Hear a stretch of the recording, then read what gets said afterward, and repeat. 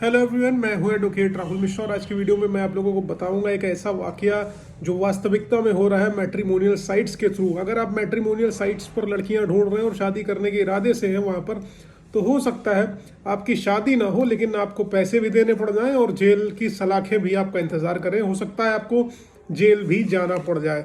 ऐसा ही वाकया हुआ है जिसको मैं डिटेल में बताऊंगा, लेकिन उससे पहले आप लोगों से मेरी अनुरोध है, विनती है कि अगर आप लोग चैनल पर नए हैं, पहली बार आ रहे हैं या अभी तक आप लोगों ने इसे सब्सक्राइब नहीं किया तो प्लीज़ सब्सक्राइब करिएगा। साथ ही साथ एक हम्बल रिक्वेस्ट और है, अगर आप मुझसे मिलना चाहते हैं पर्सनली लखनऊ, दिल्ली, इलाहाबाद में, तो अपनी अपॉइंटमेंट शेड्यूल कराकर मुझसे मिल सकते हैं।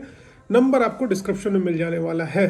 देखिए दोस्तों, सबसे इंपॉर्टेंट बात यह है कि अगर आपको शादी करनी है तो अपने नियर एंड डियर, अपने आसपास, अपने गांव, परिवार, समाज, रिश्तेदारों के माध्यम से करें, वरना मैट्रिमोनियल साइट्स के जाल में आप ऐसा फंसेंगे कि कभी बाहर नहीं आ पाएंगे। ऐसा ही वाकया हमारे क्लाइंट के साथ हो जो कि आर्मी में है और उनके द्वारा जो है मैट्रिमोनियल साइट्स पर लड़कियां खोजी जाने लगी अपनी शादी करने के लिए, क्योंकि ये भी भाई क्वालिफाइड है और गस्टेड ऑफिसर है आर्मी में। और जो लड़की ढूंढ रहे थे वो भी भाई अच्छे क्लास की ढूंढ रहे थे कि हाईली क्वालिफाइड हो, वेल एजुकेटेड हो और उनका घर परिवार समाज अच्छी तरीके से संभाल ले। अब यहाँ तक तो सब कुछ ठीक है। इनके द्वारा मैट्रिमोनियल साइट्स पर अपनी प्रोफाइल बनाई गई। लड़की जो विपक्षी है उसने भी अपनी मैट्रिमोनियल साइट पर प्रोफाइल बनाई थी। दोनों का प्रोफाइल मैच होता है, दोनों लोग आपस में बातचीत करते हैं। बातचीत करने के बाद ये इनको रियलाइज होता है कि कंपैटिबिलिटी इशू है, इनके साथ हम आगे नहीं जा सकते हैं। ठीक है, ये सारी चीज़ें इनको लगता है। लेकिन जो महिला होती हैं, विपक्षिनी होती हैं, वो इनको बार बार इंसिस्ट करती हैं कि एटलीस्ट आप मुझसे एक बार मिलिए, तो मुझे रिजेक्ट मत करिए, ऐसे एक बार हम मिलके बात करते हैं। एक इस तरीके से टेलीफोनिकली डिनाई कर देना ठीक नहीं। एक बार मीटिंग कर लेते हैं, आप मेरे डॉक्यूमेंट्स देख लो, हम आपके देख लेते हैं और चीज़ें क्लेरिफाई हो जाएंगी कि हमें रहना है साथ में या नहीं रहना है। अब यहीं से खेल हो गया। इनको सिर्फ एक बार मिलने के लिए बुलाया, उसी एक बार की वजह से फंस गए। अब आप समझ सकते हैं कैसे।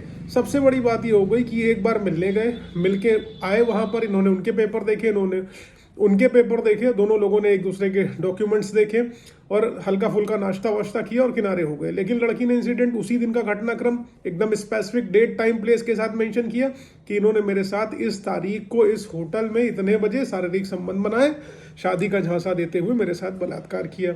अब यहाँ पर ये बेचारे डिनाई करने गए थे और ये फंस गए। कैसे फंस गए?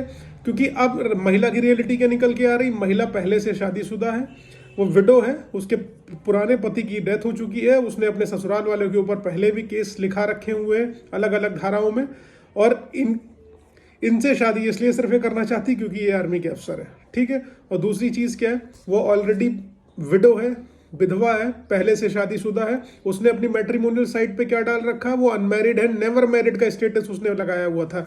अब ये भी नई खबर निकल के आ रही है कि वो उसको एक बच्चा भी है। अब आप खुद समझ सकते हो, जो विधवा महिला है और उसको एक ऑलरेडी बच्चा है, उसको क्या इस तरीके से करना चाहिए कि वो अपने आप को सिंगल दिखाए, अनमैरिड दिखाए, नेवर मैरिड का स्टेटस लगाए वहां पर मैट्रिमोनियल साइट में। लेकिन ऐसा उसने करा और इस तरीके से उसने इनको फांस दिया। सिंगल का स्टेटस लगाया, फोर्स करके एक बार मिलने को बुलाया, वही एक बार ये मिलने गए, उसके बाद इनके साथ कांड हो गया। इनके ऊपर एफआईआर रजिस्टर हो गई 376 में, 376 में एफआईआर हो गई, 323, 504, 506 हो गया और उसके बाद 3/4 डीपी एक्ट भी लग गया। दहेज की भी एफआईआर हो गई कि ये दहेज मांग रहे थे।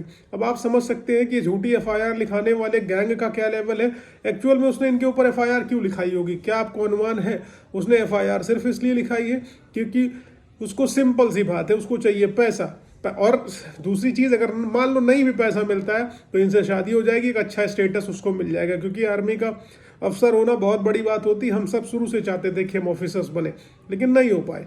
लेकिन अब उनको बना बनाया मिल जा रहा है, पका पकाया माल मिल जा रहा है, अब उसको खा लेने का है इनका सीधा इरादा। तो अगर आप देखो, मेरा कहने का मतलब सिर्फ इतना सा है, अगर आप किसी से मिलने जा रहे हो डेटिंग ऐप्स के थ्रू या मैट्रिमोनियल साइट्स के थ्रू, बहुत केयरफुल हो जाओ, वरना जेल की सलाखें आपका इंतजार कर रही हैं और आप बाहर नहीं आ पाएंगे।